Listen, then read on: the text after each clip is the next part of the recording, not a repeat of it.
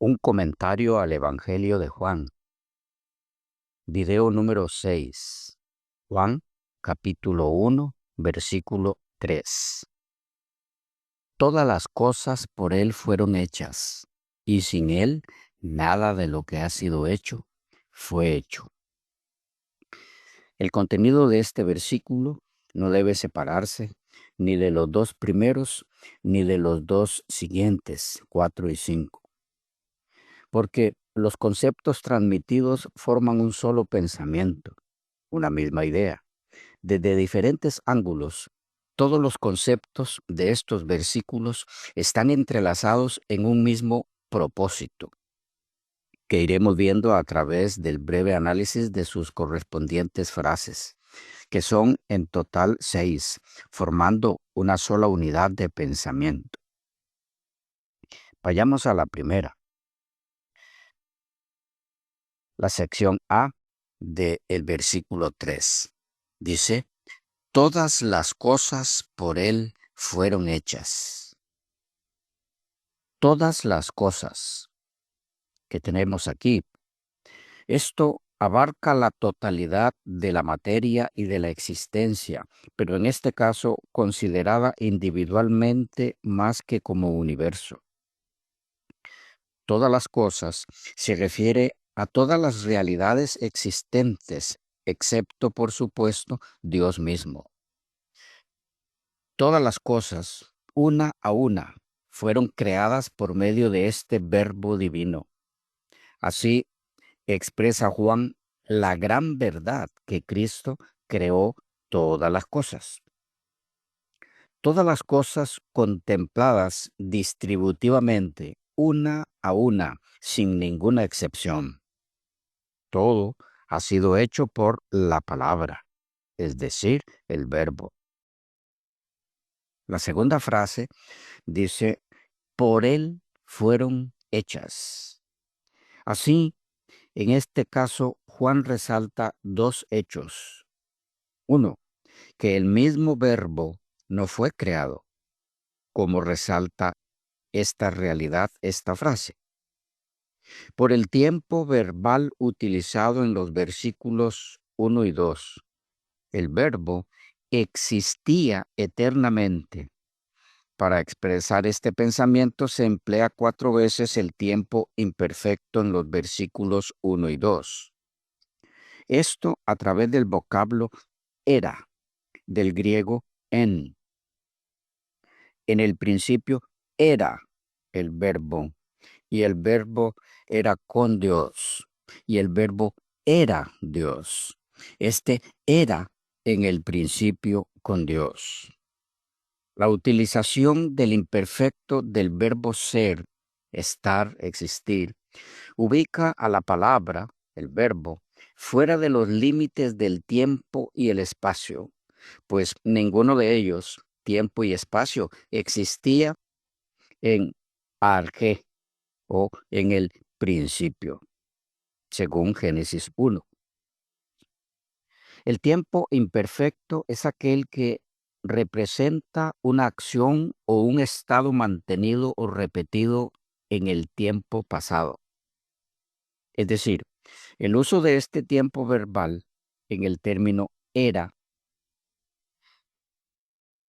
en los versículos 1 y 2 lo que indica es que nunca ha habido un tiempo en el que el verbo no existiese. Con este lenguaje, lo que hace Juan es transmitir el concepto de que el verbo existía continuamente. Esta forma de expresarse por parte de Juan se adecúa perfectamente a la referencia a un ser eterno e inmutable. Así, Juan afirma que el verbo existía antes de la creación, lo que deja bien claro que el verbo no fue creado. Es interesante que cuando Juan emplea este mismo término, era, para el bautista, que sí era una criatura, es precisamente para expresar lo que no es Juan el Bautista y qué es lo que no es o no era. Juan el Bautista no era la luz, según el versículo 8. Lo segundo a resaltar aquí es que el verbo es el autor de la creación. Sí, el siguiente hecho a resaltar en la frase por él fueron hechas es que el verbo es el autor de la creación. ¿Cómo resalta esto Juan?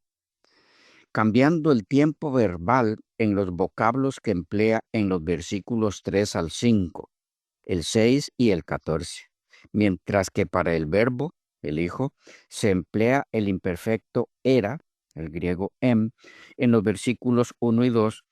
Para referirse a lo creado por el verbo, se emplea un vocablo distinto, el término egéneto, que se usa en los versículos 3, 6 y 14. Panta di auto egéneto. Todas las cosas por él fueron hechas, según el versículo 3. En el versículo 6, egéneto antropos, hubo hombre. Y en el versículo 14, caíjo logos arge egéneto, y el verbo carne se hizo. Notemos que en las tres oraciones la alusión es a algo que tiene un origen, algo que comenzó. En el versículo 3, las cosas creadas por el verbo. En el verso 6, Juan el Bautista, que es una criatura, parte de la creación del versículo 3. En el versículo 14, la alusión es a la humanidad de Cristo, el verbo que se hizo carne. Se hizo es auristo, pasado, e indica una acción en un momento concreto. Es decir, el verbo parece hacer referencia, en este caso, o el vocablo usado para el verbo, a su preexistencia junto al Padre, al decir era. Mientras que el vocablo para hacer referencia a lo creado por el verbo es fueron. Esto es porque el verbo nunca fue hecho. Él siempre ha sido. Él es. Y además de ser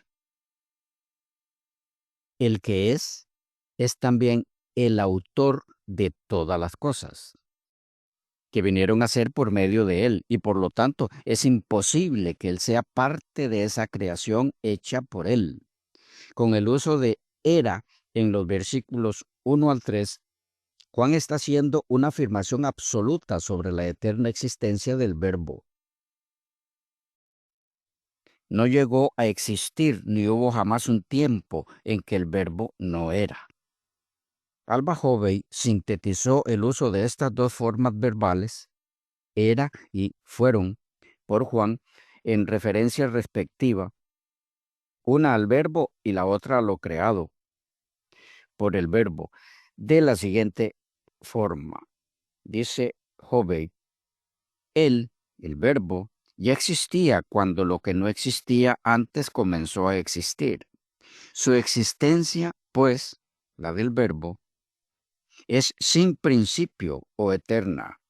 Esta es una deducción lógica de la declaración de Juan y también es sugerida por el verbo que emplea, porque hay dos verbos griegos, por medio de los cuales suele expresarse la idea de existencia, significando uno de ellos la existencia juntamente con la idea de origen, de inicio, y el otro significando existencia sin ninguna idea semejante. Un ejemplo similar del empleo de dos formas verbales distintas con el propósito de dar dos ideas distintas puede verse en Juan 8:58, donde leemos como expresión de Jesús, antes que Abraham fuese o llegase a ser, yo soy. El vocablo aquí para fuese, en referencia a Abraham, es ginomai, pero la idea de contraste con eimi, soy, es la misma. Es decir, Abraham llegó a ser, el verbo no, el verbo era. ¿Qué significa entonces la frase todas las cosas por Él fueron hechas, significa que Cristo es el creador de todas las cosas. Significa también que en la eternidad pasada, el Verbo no fue una entidad pasiva e inactiva, sino que estuvo activa, eh, íntimamente relacionado con el Padre en el desarrollo y en el manejo de todas las cosas. Decir que todas las cosas llegaron a ser por medio del Verbo es lo mismo que decir que la entera realidad y substancia, así como la forma de las cosas, fue debida al Verbo. Ahora bien, hay un concepto básico que se desprende de esta frase y que, aunque ha sido señalado ya de diferentes formas en lo hasta aquí estudiado, no está de más enfatizar, a manera de conclusión al análisis de la frase, todas las cosas por Él fueron hechas. Y el concepto es el siguiente: todas las cosas fueron creadas por el Verbo, y todas abarca toda la creación, sin excluir absolutamente nada de lo que fue creado, según se verá en la siguiente frase del versículo 3, que dice, sin Él nada de lo que ha sido hecho fue hecho. Y siendo que esto es así, entonces, todo lo que tuvo origen fue hecho por el Verbo. ¿Y eso a qué nos conduce? A la enseñanza bíblica de que en tal caso el Verbo no fue hecho, porque para que así fuera, tendría que haberse hecho a sí mismo. Otra forma de decirlo, todo lo creado fue hecho por el Verbo. Si Él fue creado, entonces tuvo que haberse hecho a sí mismo. La idea en sí, por su naturaleza contradictoria, se anula a sí misma. Con todo y eso, hay quienes argumentan que lo que sucedió fue que el Verbo hizo todas las cosas, pero después de que Él mismo fuera hecho por el Padre, y que en tal caso la contradicción no existe.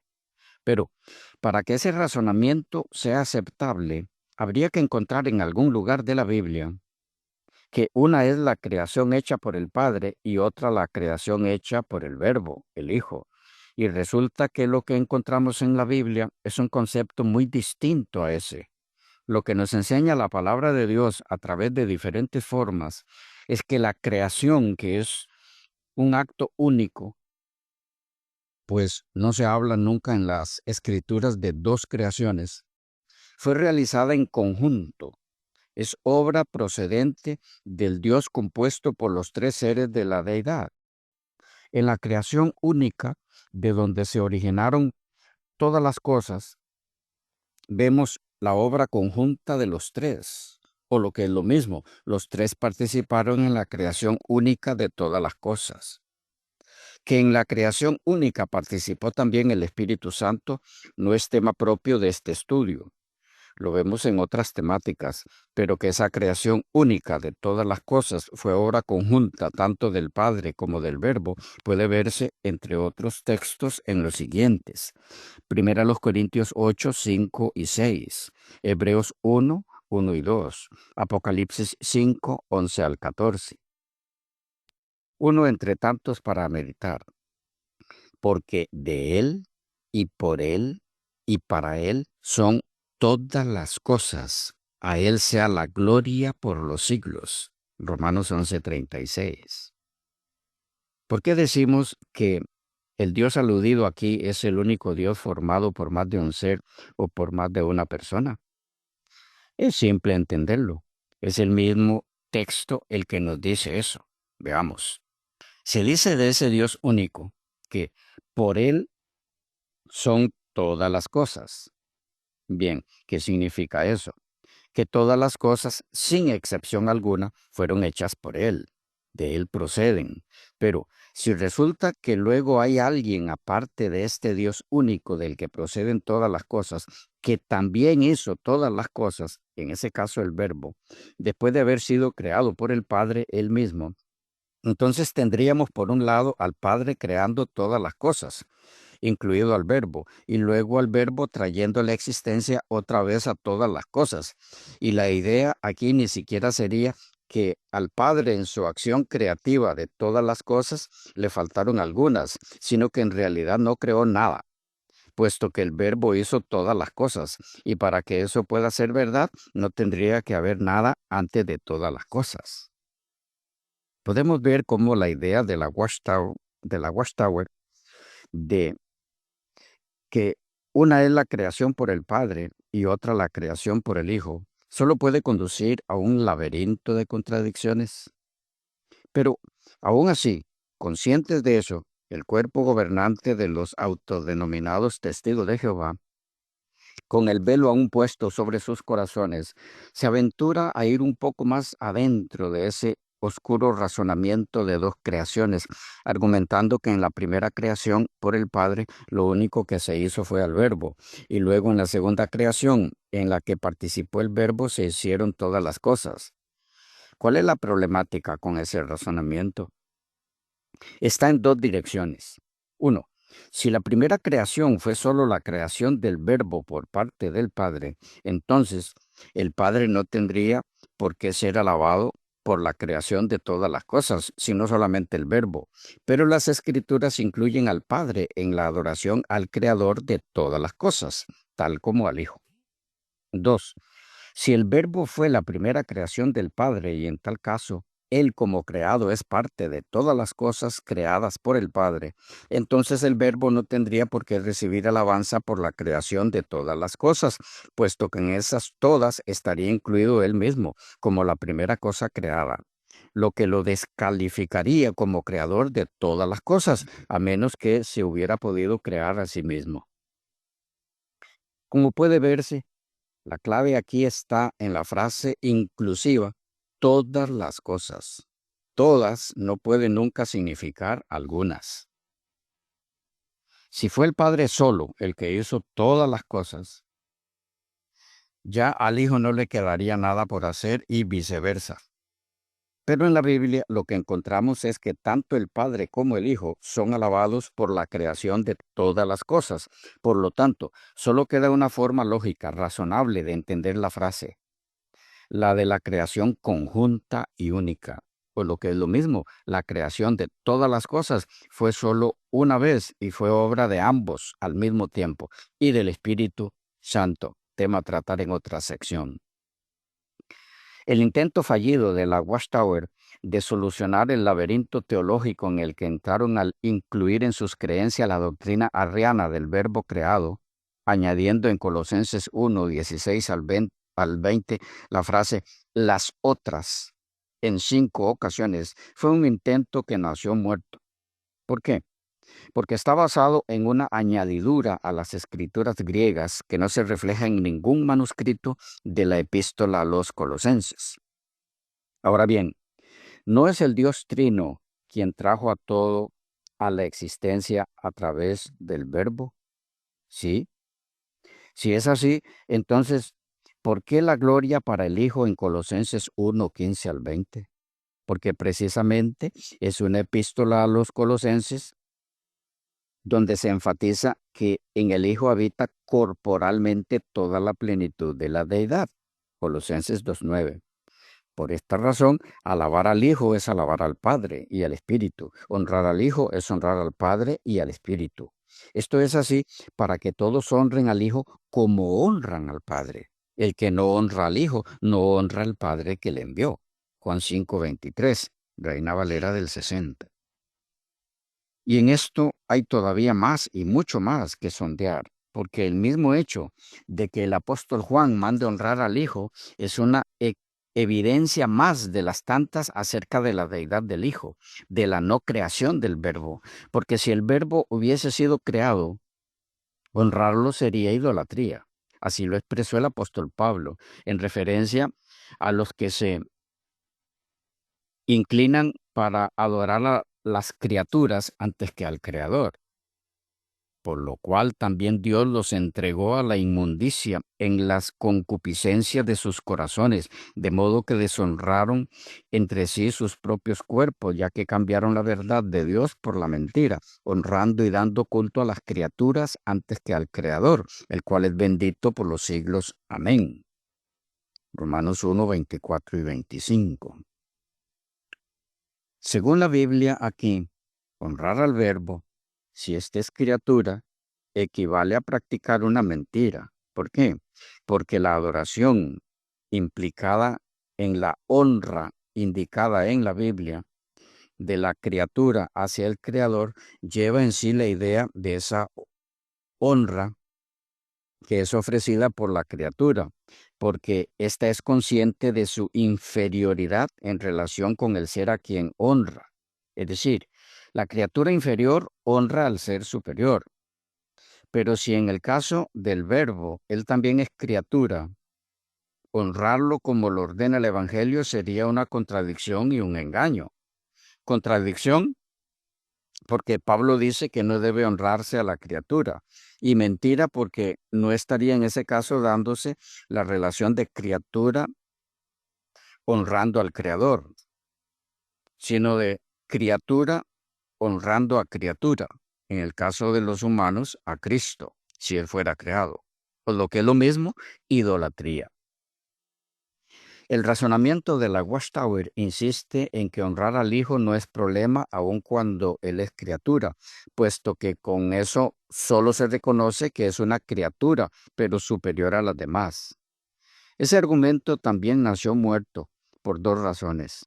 Primera, la forma en la que debe ser honrado el Hijo es la misma en la que debe ser honrado el Padre, según leímos ya, para que todos honren al Hijo como honran al Padre. Juan 5:23. Segunda, la superioridad en rango de una criatura hacia otra criatura no da lugar a la honra en el contexto de Juan 5:23, porque cuando el mismo Juan intentó honrar a un ángel que era una criatura inclusive superior a él en rango, éste se lo impidió. Y me postré a sus pies para adorarle. Y él me dijo, mira, no lo hagas. Yo consiervo tuyo soy y de tus hermanos que retienen el testimonio de Jesús. Adora a Dios. Apocalipsis 19:10. Lo más interesante del caso es que el término aquí para adorar en el griego es proskuneo, dos veces. Primero en referencia al intento de Juan de adorar al ángel Gabriel y segundo en la indicación de Gabriel después de no permitir que se le adorara a sí mismo y de remitir la adoración de Juan hacia Dios. Y en Hebreos 1:6, el mismo Dios es el que utiliza el mismo término para indicar a los propios ángeles, incluido Gabriel, a que adoren al Hijo. ¿No es esto impresionante y clara evidencia de la deidad del Hijo? La segunda parte del versículo 3 de Juan 1 dice, y sin Él nada de lo que ha sido hecho fue hecho. Es que todo ha sido hecho por la palabra, el verbo. Dicho de otro modo negativo, no hay absolutamente nada que no haya sido hecho por ella, por la palabra, de forma que nada queda fuera de su campo de acción. Nada de cuanto existe está fuera de los dominios del logos divino. Este concepto conduce a otra idea muy propia de la teología de Juan y expresada en el versículo 5, que analizaremos más detalladamente luego, y es que, según la concepción del prólogo joánico, existe una conexión interna entre creación, revelación y redención. Es decir, es el mismo logos que ha participado en la acción creadora, el que viene al mundo como revelador y redentor. O sea que el verbo puede traer vida, versículo 5, precisamente porque es creador. En ese orden va la idea del prólogo del Evangelio de Juan. Puede ser redentor porque antes fue creador, o lo que es lo mismo, precisamente porque es el creador, es que puede ser ahora redentor. Gloria a Dios, nuestro redentor goza de todos los atributos de la deidad. El verbo es Dios en todo el sentido de la palabra, y esto porque es creador. En el texto que estamos analizando, versículo 3, encontramos dos enunciaciones, una en forma positiva y la otra en forma negativa. En forma positiva tenemos, todas las cosas por Él fueron hechas, mientras que en forma negativa tenemos, y sin Él nada de lo que ha sido hecho fue hecho. Esta forma de expresarse con una declaración positiva seguida de una negativa es característica del estilo joánico. Pero hay otra enseñanza en estas declaraciones y tiene que ver con la forma en la que está el verbo en cada una. En la primera frase, todas las cosas por él fueron hechas. El verbo fueron está en auristo. Eso es en pasado. La forma del verbo en griego es egeneto. Y es la forma en la que aparece en las dos primeras frases del versículo 3. En el texto griego dice como sigue: todo a través de ella, la palabra, llegó a ser egeneto. Y sin ella nada de lo que llegó a ser es egeneto. Esta forma del verbo en auristo implica un acontecimiento en el pasado que se ha concluido, que ha terminado, lo contrario a un proceso. Mientras que la tercera vez que se emplea el verbo en el versículo 3, en el texto griego, se lo usa en tiempo perfecto. La forma es genonen, gegonen, que denota en efecto algo continuo sobre el sujeto, las cosas creadas, que equivale a existentes. Es decir, la palabra griega gegonen está en el tiempo perfecto, el cual denota el estado presente como el resultado continuo de un hecho previo. O sea que con el verbo en auristo egeneto se engloba a la creación en su totalidad como un solo acto, realizado en el pasado, mientras que con el verbo en tiempo perfecto, gegonen, implica o se implica la existencia continuada de las cosas. Es decir, las cosas que fueron hechas y terminadas en tiempo específico en el pasado, no solo fueron hechas, sino que actualmente continúan existiendo. Y esa continuidad se debe a la intervención de la palabra, el verbo, sobre ellas. En otras palabras, está implicada aquí, aun cuando sea en forma indirecta, la verdad bíblica del verbo de Dios como el sustentador de todas las cosas creadas. O lo que es lo mismo, todas las cosas creadas permanecen existiendo por el poder y la intervención del verbo de Dios sobre ellas. No mantienen su existencia por sí mismas. La creación toda se mantiene existiendo por intervención del verbo de Dios. No solo creó, sino que mantiene, sostiene la vida de la creación. El apóstol Pablo lo expresó así: Dios nos ha hablado por el Hijo, a quien constituyó el heredero de todo y por quien asimismo hizo el universo, el cual, siendo el resplandor de su gloria y la misma imagen de su sustancia, y quien sustenta todas las cosas con la palabra de su poder. Hebreos 1, 1 al 3, Reina Valera del 60. Notemos cómo aquí el lenguaje es el mismo que en Juan 1, 1 al 3. Cristo es creador de la misma naturaleza y sustancia que el Padre, y también es quien hace que las cosas creadas sigan existiendo. Cristo es creador y también sustentador. En palabras de Elena G. de White, Él es el creador, redentor y sustentador de la raza humana. Cristo es el redentor, amante y compasivo.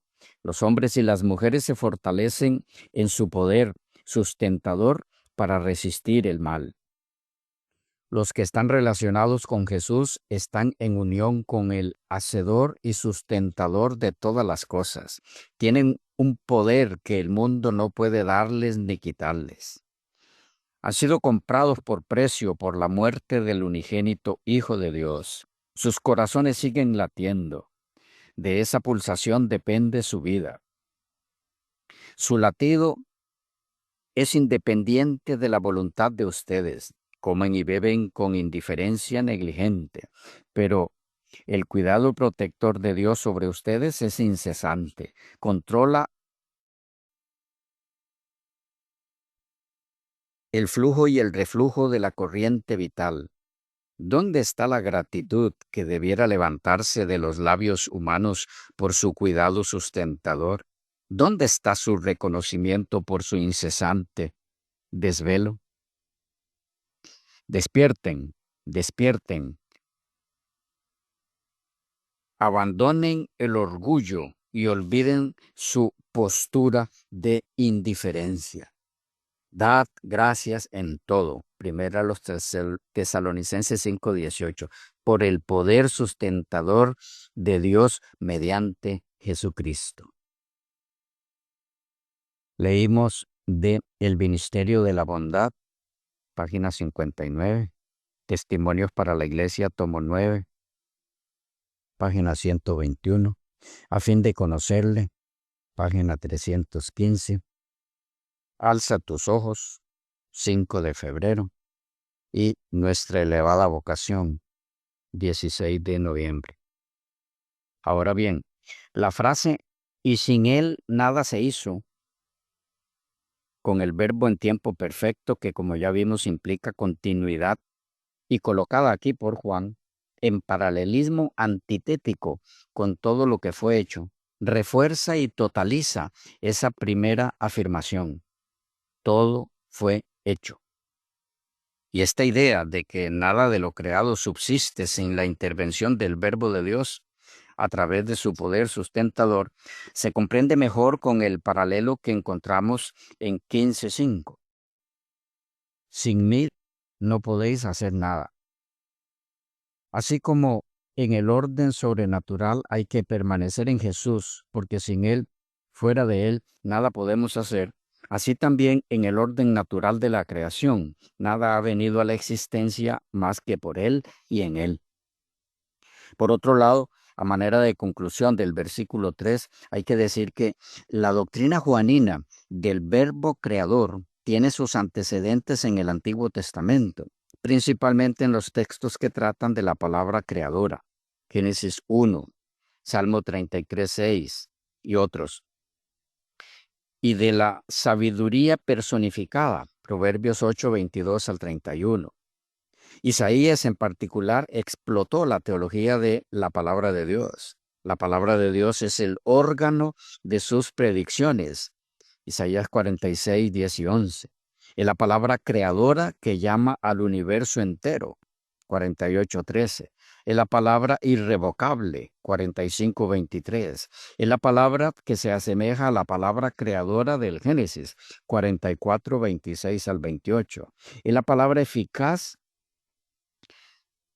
celebrada a cada paso en los poemas, 45, 18 y siguientes, 46, 10 y siguientes, y 52, versículos 6 y 7.